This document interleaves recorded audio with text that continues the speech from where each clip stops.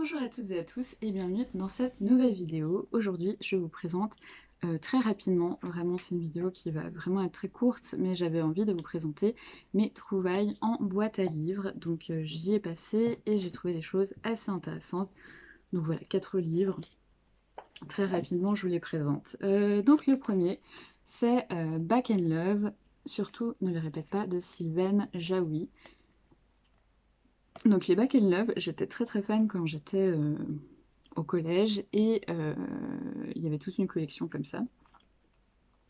Et j'avais celui-ci, c'était le seul que j'avais et du coup, ah oui je me souviens, là il y a les différents tomes et j'avais adoré les baskets de Cendrillon. J'avais beaucoup aimé, bah je crois que c'est les deux seuls que j'ai lus en fait.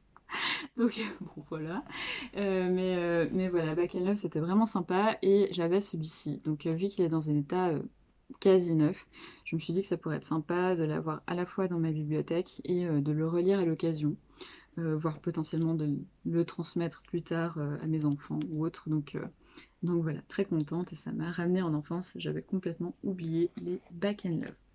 Ensuite, j'ai trouvé un roman de Sarah Lark, Fleur de Feu, donc l'autrice aux 300 millions, aux 3 millions, pardon, 3 millions c'est déjà pas mal, de lecteurs aux éditions Archipoche, qui parle d'Ida qui part en 1837 en Nouvelle-Zélande pour avoir une meilleure vie, sauf qu'elle se retrouve mariée de force et elle a du mal à s'adapter à la vie en Nouvelle-Zélande. Donc je me réjouis beaucoup. Sarah Lark, c'est notamment celle qui a écrit la trilogie Nuages blancs, que je n'ai jamais lue, qui est dans ma bibliothèque. Et donc ça me disait beaucoup. L'ouvrage est en état neuf, donc c'est vraiment super. J'aime beaucoup les histoires de mariage forcé, c'est un trope que j'aime assez. Apparemment Sarah Lark c'est vraiment une très bonne autrice, donc je me réjouis énormément. Et donc voilà, de nouveau un livre complètement neuf que j'allais de toute façon potentiellement acheter, donc voilà. Il faut que je vous fasse une vidéo sur les ouvrages que je rends, enfin que je donne dans la boîte à livres, parce qu'évidemment je ne prends pas autant d'ouvrages sans en laisser, et étant donné que je lis beaucoup, ben, ça me permet de faire un tri aussi, donc ne vous en faites pas, la plupart des ouvrages, enfin, à chaque fois que je prends un ouvrage, j'essaie d'en donner un. Il faut aussi savoir que par exemple Sarah Lark, je ne suis pas sûre que je vais vouloir garder l'ouvrage après l'avoir lu une fois, donc il est très possible que je le conserve en très bon état, que je le lise et que je le rende. Donc voilà, petit disclaimer. Mais je vais vous faire une vidéo, je pense que ça pourrait être intéressant. Et du coup, j'ai aussi trouvé, état neuf aussi, L'île aux mille sources, donc en 1732, Nora accepte d'épouser Elias, un veuf beaucoup plus âgé d'elle, et d'embarquer pour la Jamaïque, mais elle va être très choquée des conditions d'esclavage. Donc il faut savoir qu'à l'époque, j'ai beaucoup lu sur l'esclavage, c'est un sujet qui me touche dans ma vie très personnelle, étant donné que je suis descendante d'esclaves, mais d'un des deux côtés de ma famille, mais donc ça me touche. Mais en fait, j'en ai tellement lu qu'à un moment donné, c'était plus possible. J'ai plus pu en lire pendant longtemps. Là, j'ai envie de recommencer et du coup, bah, excellente occasion.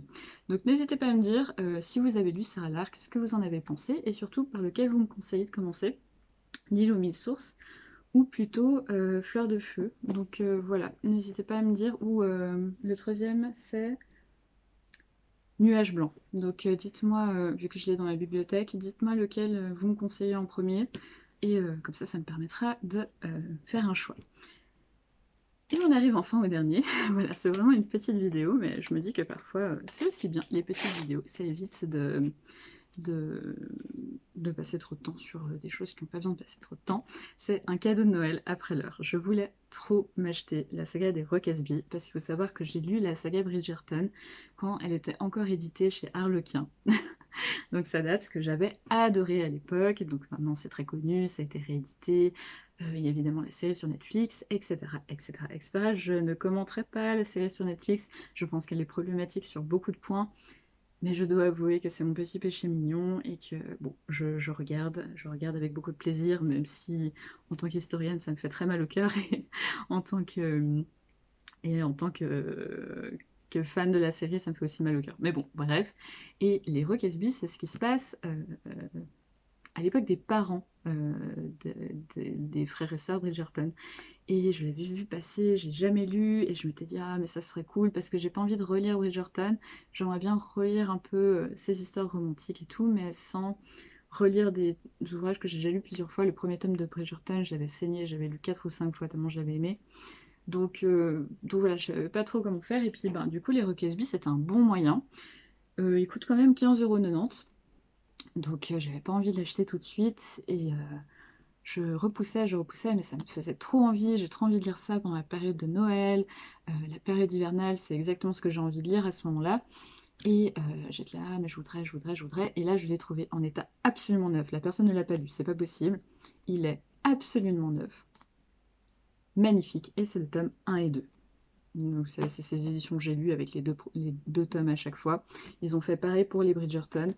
Donc écoutez, je suis tellement heureuse, c'est un cadeau magnifique. Je- Merci à la personne qui l'a mis dans cette boîte à livres, c'est trop chouette, il est comme neuf. Enfin, elle aurait pu le vendre sur Facebook, je sais pas, sur Vinted, il serait parti, et du coup, c'est trop trop chouette. Donc voilà, sachez que si vous mettez des livres dans des boîtes à livres, ça fait des heureux, vraiment. Je suis trop contente parce que ça me fait des économies, parce que j'allais l'acheter, et du coup, je n'ai pas besoin de l'acheter. Et je suis contente de ne pas avoir à l'emprunter en bibliothèque, parce que je veux garder le livre physique, parce que je sais déjà que ça va me plaire, j'aime beaucoup Julia Quinn, donc j'ai pas beaucoup de doutes sur le fait que ça me plaira. Mais je suis super, super, super, super contente de l'avoir découvert. Donc ça, c'est chouette. Donc voilà, c'est tout pour ma vidéo. On se retrouve bientôt pour une nouvelle vidéo. N'hésitez pas à me dire si vous avez trouvé des petites pépites, soit dans des brocantes, soit dans des boîtes à livres, etc. J'avais juste envie de vous dire par rapport aux commentaires que j'ai reçus sur ma vidéo, que je vous mettrai en description, sur ce qu'on peut découvrir en boîte à livres. Si vous n'avez pas de boîte à livres près de chez vous, je sais que vous pouvez vous rapprocher de votre commune pour essayer d'en obtenir une. Donc n'hésitez pas, ça pourrait vraiment être un chouette projet, et ça permet vraiment de faire vivre une communauté. Donc vraiment, je vous encourage à vous rapprocher de votre commune si vous souhaitez avoir une boîte à livres près de chez vous.